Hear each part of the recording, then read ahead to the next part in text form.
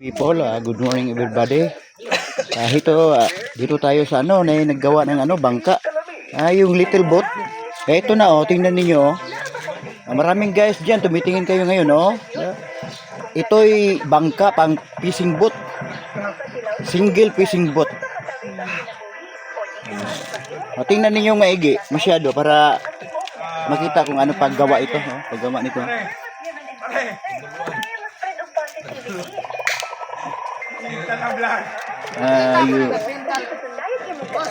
You see for this?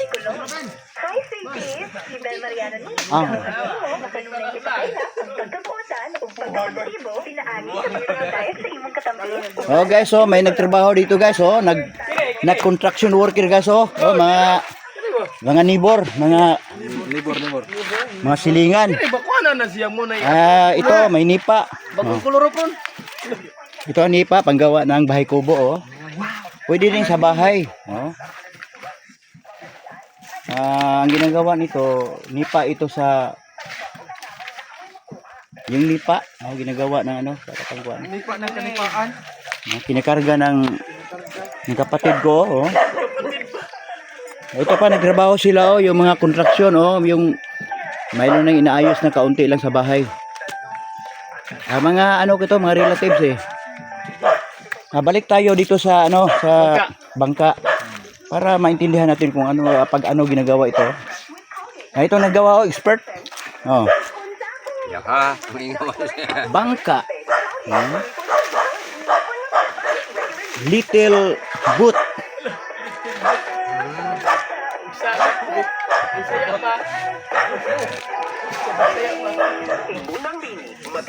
Malapit nang matapos,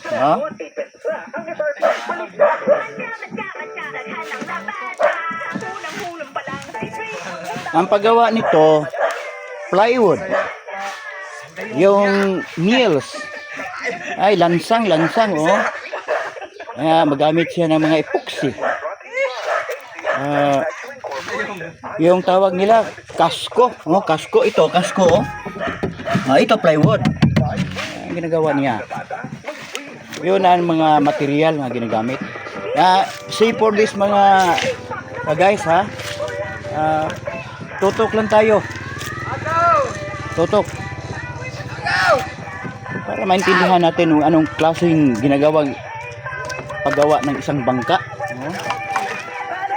Lapit na matapos.